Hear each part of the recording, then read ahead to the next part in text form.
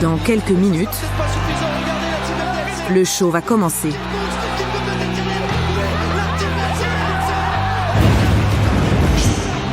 Dans les coulisses, les champions invoquent une étrange divinité. Allez les gars, on se fait une petite prière. Dieu Faker, s'il te plaît. Faker, c'est le meilleur joueur du monde. Un nom pour leur porter chance. Amen. Amen. Amen. Let's go. The pressure is on. The pressure. Car ce soir, il joue gros. Avant n'importe quelle action, réfléchissez. Soyez intelligents. Faut vraiment qu'on gagne ce soir, les gars. Allez, on y va à fond, ok? Let's go, yes. 1, 2, 3, Gio. 1, 2, 3, Gio. 1, 2, 3, Gio. Let's go, guys. Let's go. Gio, pour Gamers Origin, une équipe française dont les 5 joueurs sont danois, hongrois, lituaniens, portugais et français. Ils ont à peine 20 ans et sont tous joueurs professionnels.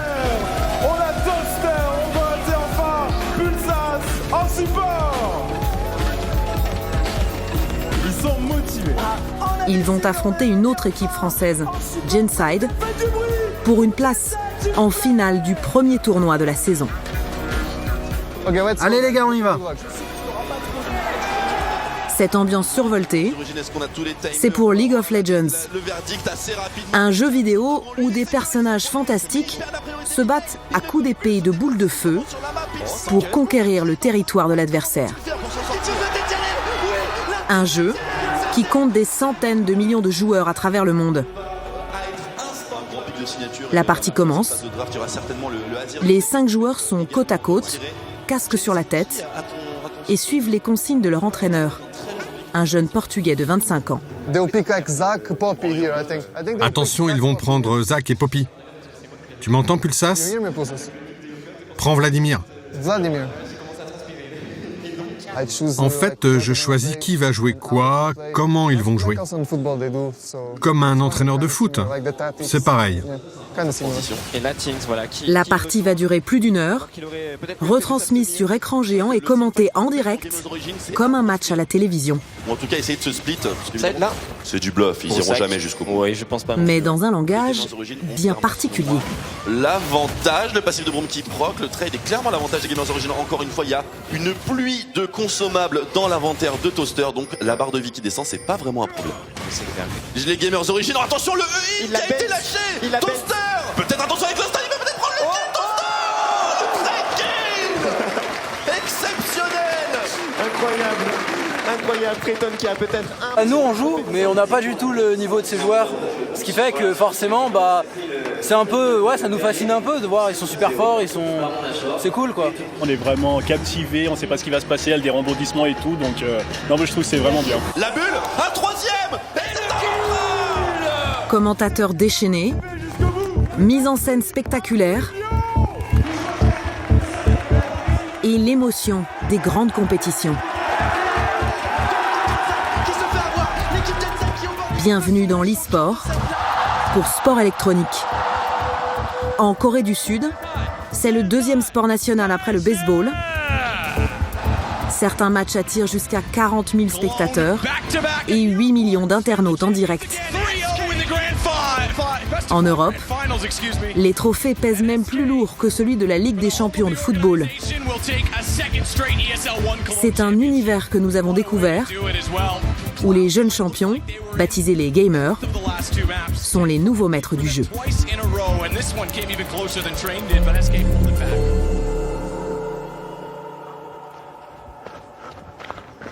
La journée d'un joueur professionnel ne commence pas devant un ordinateur, mais par une demi-heure de footing. Scott Maynard a 20 ans. Sa vie ressemble à s'y méprendre à celle d'un athlète.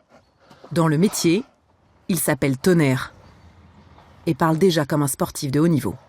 J'ai un rythme de vie bien particulier et assez répétitif au final, parce que là on s'entraîne pour l'événement du mois prochain, donc il faut avoir un cadre de vie strict pour essayer de performer au prochain événement. C'est un tout de toute façon, il faut qu'on se sente bien intérieurement et c'est en travaillant tous ces points-là qu'on va arriver. Rien n'est à négliger. Bon allez, on se remet dans le jeu. Allez, let's go. Depuis 2 ans, bac technique en poche, il a fait de sa passion pour les jeux vidéo son métier. Désormais, il est capitaine d'une équipe qui vit et travaille dans ce pavillon de banlieue. C'est ce que ces athlètes appellent une gaming house. Une maison louée par le club pour que les joueurs puissent dormir et s'y entraîner. Et ici, le réveil n'est pas franchement matinal. Christian? Good morning. Il est 11h quand Lucas Legrand, le manager, réveille le reste des troupes. Bruce? What's up? Good morning. De jeunes Européens, exclusivement des garçons de 20 ans en moyenne, tous payés entre 2 000 et 6 000 euros par mois. Pendant qu'ils émergent, après une longue soirée de travail devant leur PC, c'est leur manager qui prépare le petit déjeuner.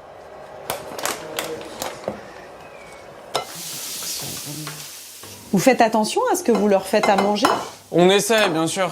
L'idée, c'est que la plupart, ils aiment bien tout ce qui est junk food, McDo, les pizzas, tout ça. Nous, on essaie d'instaurer un petit peu une cuisine un petit peu différente, tant qu'à faire, le plus simple possible. Lucas Legrand n'a que 25 ans, mais dans cette maison, c'est lui le doyen.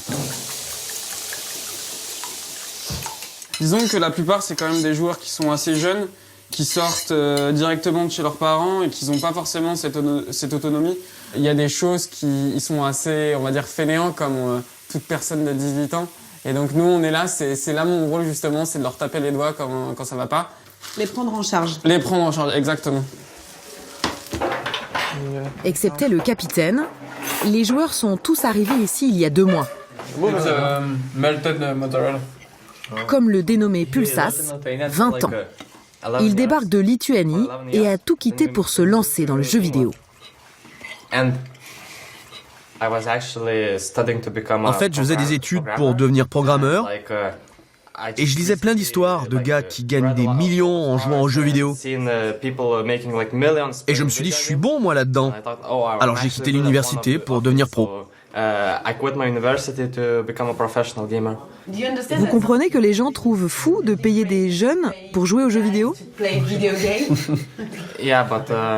Oui, mais il y a bien un public pour le sport. Et c'est quoi le sport? Si ce n'est des gens qui jouent et d'autres qui paient pour regarder. Les jeux vidéo, c'est pareil. Il y a des joueurs au top et des millions de personnes qui regardent. Et bien sûr, ça génère de l'argent. Donc ce que je crois, c'est que ceux qui trouvent ça fou sont des ringards. Après le petit déjeuner, au boulot, dans la pièce d'à côté. Chacun devant son ordinateur. C'est parti pour la journée d'entraînement. Avec leur casque et leur micro, ils communiquent entre eux pour se coordonner face à une équipe adverse. Aujourd'hui, des Espagnols qui s'entraînent loin d'ici. Et parfois, c'est la pause avec l'ostéopathe. Les grands joueurs ont de petites douleurs. On va avoir beaucoup toute l'épaule avec l'omoplate qui va travailler, donc ça va tirer, donc ça peut créer des douleurs au niveau de l'épaule et remonter après et créer des douleurs au niveau du cou. Le fait d'avoir des mouvements répétitifs, ça fatigue le corps, mais le fait d'avoir le stress de la partie, ça accentue encore plus le fait que le corps va se fatiguer rapidement. Un suivi médical obligatoire.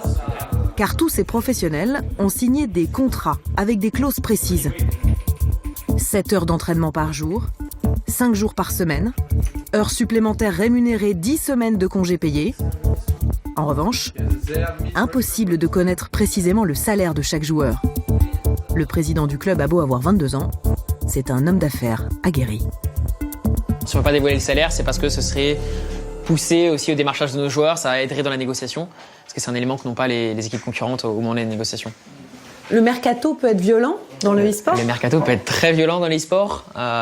Il suffit qu'en fin de saison, un gros club décide que nos 5 joueurs sont les joueurs qu'il veut. Globalement, si le club pèse des millions, il n'aura pas de mal à les avoir, soit à racheter les contrats, soit à les récupérer en fin de contrat. Avec près d'1 million d'euros de budget et 26 joueurs professionnels, le club de Guillaume Merlini est encore modeste.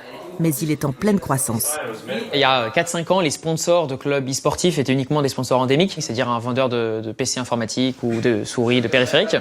Aujourd'hui, on voit justement de plus en plus l'attrait des grands groupes, des grandes marques, donc grand public, pour l'e-sport. Là, par exemple, on est en négociation avec une grande banque française, donc c'est assez divers et varié. On a même eu des discussions avec une marque de parfum internationale.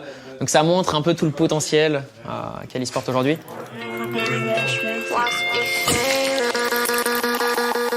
Un potentiel qui n'existerait pas s'il n'y avait pas eu des pionniers comme Stefano.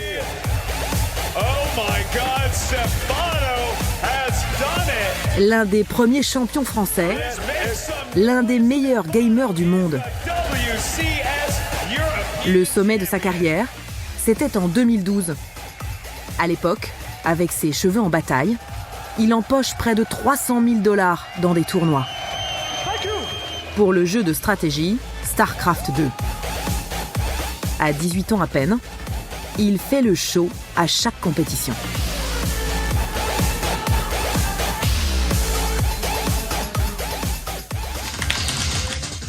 Six ans plus tard, Stefano alias Ilyes Satouri a coupé ses cheveux, mais n'a rien perdu de sa dextérité. Ses statistiques personnelles affichent 500 actions par minute. Avec sa souris, il se déplace. Avec son clavier, il choisit les munitions.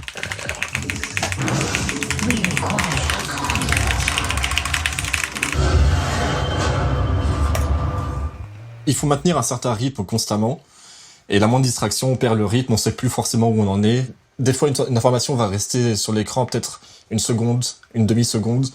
Et si on la rate, ça peut être suffisant pour perdre la partie. Dans sa chambre de 9 mètres carrés, il passe 10 heures par jour à peaufiner ses stratégies. Entraînement, compétition. Toute la journée, il se filme en train de jouer et diffuse ses parties en direct. C'est ce qu'on appelle du streaming. Quand la partie se termine, il répond aux questions de ses fans du monde entier. Yeah, fun game. He did drop a bit. Like he used to have a better ZVC. Like he was playing a bit too defensive. Certains jours, ils peuvent être 4000 à le regarder. Yeah, and in the last game, like I actually fucked up my timing because I forgot to keep 2 drones on the gas.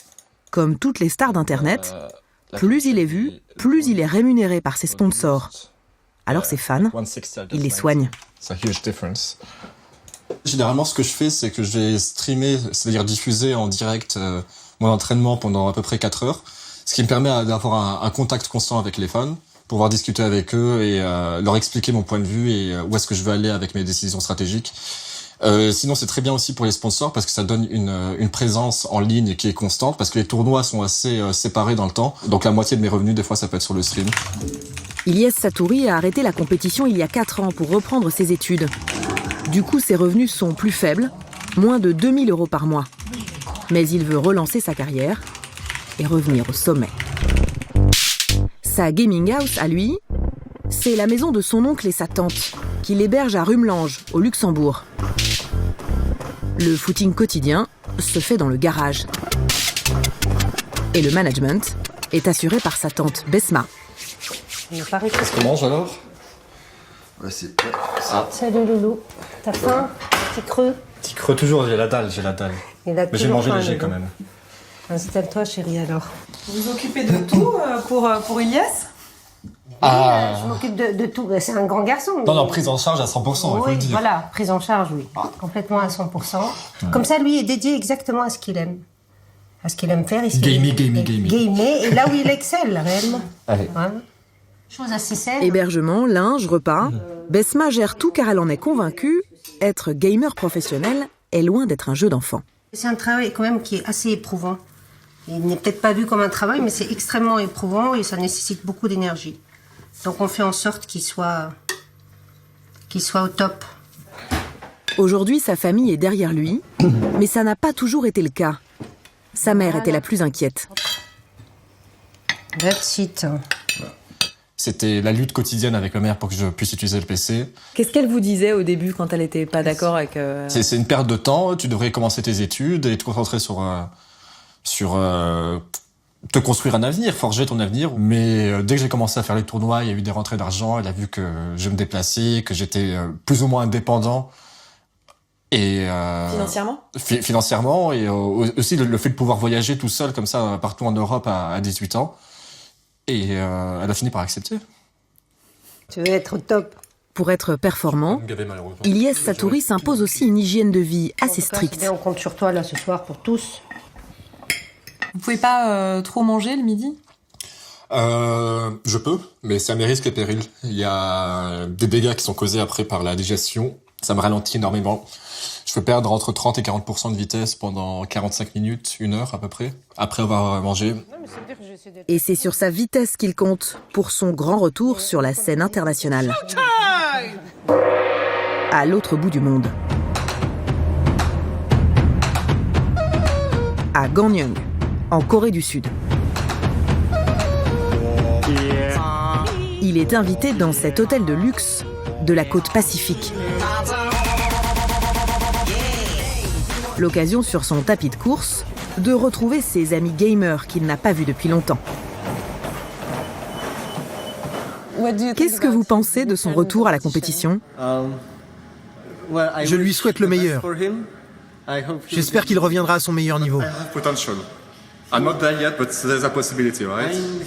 Il l'a fait une fois, il peut le refaire.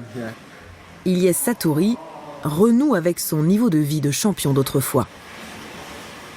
Ça vous manquait les hôtels aux 4 coins de la planète ? Légèrement. Le fait d'être toujours accueilli comme une star et d'être bien traité, se sentir important, quoi. Mon premier tournoi, c'était ça. Je me suis entré dans ma chambre et je me retrouve propulsé dans un hôtel casino à Atlantic City, aux États-Unis. Et c'était plutôt magnifique, quoi. Je m'attendais pas du tout. Mais on en profite honnêtement. Mais cette fois-ci, c'est différent. La compétition prend une toute autre dimension. Pour la première fois, un tournoi d'e-sport est organisé en partenariat avec le Comité international olympique, dans l'une des villes qui accueille les Jeux d'hiver.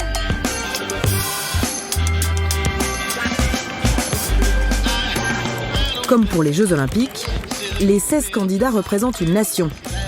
Australie, Pologne, Inde ou Corée du Sud.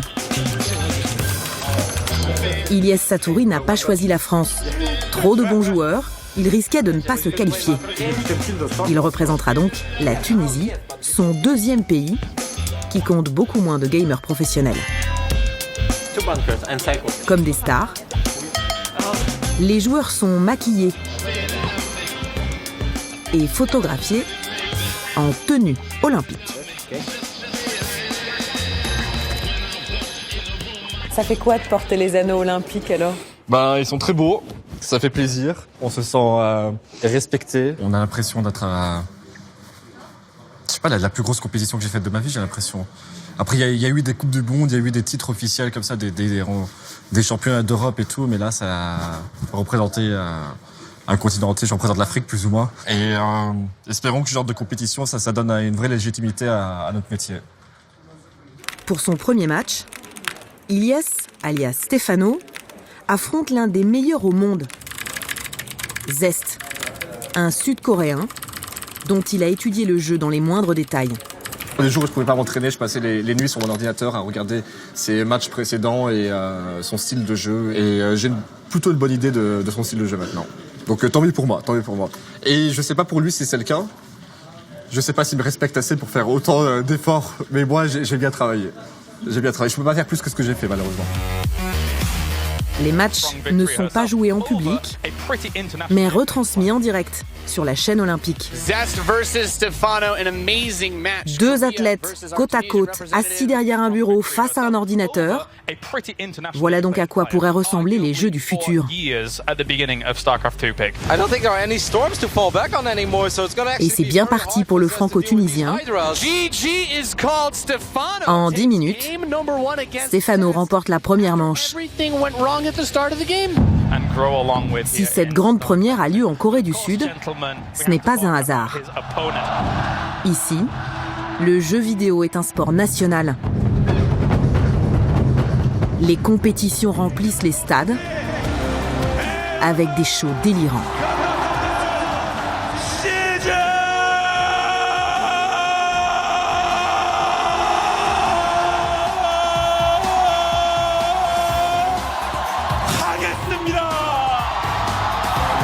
La finale du championnat national est diffusée sur l'une des 3 chaînes de télévision dédiées aux jeux vidéo. Partout dans les rues, des bars à jeux, des cafés remplis d'ordinateurs qui attirent 1 million de joueurs chaque jour. Une démesure qui fascine Stéphane Eutin. Il est le président de l'association France Sport Électronique. La Corée, c'est un peu la mecque de l'e-sport, parce qu'ils ont démarré la professionnalisation de l'e-sport bien avant nous. Ça fait des années que la fédération locale existe et qu'on a des spectacles retransmis bien avant ce qui se passait en France. Son guide ce soir est un membre de la fédération coréenne. Il tient à lui montrer ce qu'on appelle ici une arène.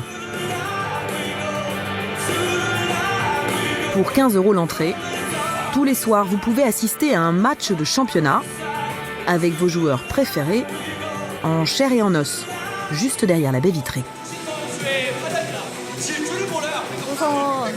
D'abord, je les trouve très beaux. Et en plus, chaque fois qu'ils jouent, ils nous montrent des stratégies que je n'imaginerais même pas. Je trouve ça vraiment fascinant. Moi, ce que j'aime, c'est l'ambiance. On peut venir entre amis. Et je passe de super moments ici. Je viens tous les soirs si c'est possible, pour l'ambiance, et puis c'est trop bien de les voir en vrai. Comment vous expliquez que ça marche aussi bien en Corée ? Nous avons une longue histoire avec l'e-sport. Depuis le début, les compétitions sont retransmises à la télé. Les jeunes d'aujourd'hui ont grandi en voyant leurs grands frères ou leurs oncles regarder de l'e-sport à la télé quand ils étaient petits. Aujourd'hui, ils regardent ça comme n'importe quelle émission à succès. C'est vraiment ancré dans notre culture. Une salle dédiée à l'e-sport, une idée que Stéphane Eutin voudrait bien importer en France. Ce genre de lieu, est-ce que ça vous fait rêver ? Oui, parce qu'on partage des choses, c'est social. On a vraiment un format social où là on parle à des jeunes, on touche leur centre d'intérêt. Là où dans beaucoup de villes, on n'arrive plus à toucher les jeunes. Peut-être que la solution elle est là. Un public enthousiaste, des athlètes de haut niveau, des compétitions internationales. Pour les responsables du comité olympique, pas question de passer à côté de cette révolution. On peut vraiment considérer ces personnes comme des sportifs. Quand vous regardez le temps qu'ils passent à pratiquer, les entraînements physiques, leur mental, ce sont autant d'éléments qui montrent qu'ils sont au même niveau que les athlètes olympiques. Quel est l'intérêt pour le CIO de faire de l'e-sport une discipline ? Quand on voit l'ambiance dans les stades, lors des compétitions, que pendant ce temps-là, des millions de gens regardent le spectacle en ligne sur Internet, on peut se dire que l'e-sport nous offre une opportunité de toucher une nouvelle communauté, des dizaines de millions de personnes partout dans le monde. Donc tant que ça reflète les valeurs olympiques, on sera ravis d'accueillir l'e-sport et de s'engager auprès de cette communauté. Malheureusement pour Stefano, la médaille d'or, ce ne sera pas pour cette fois. Il est éliminé dès le premier tour.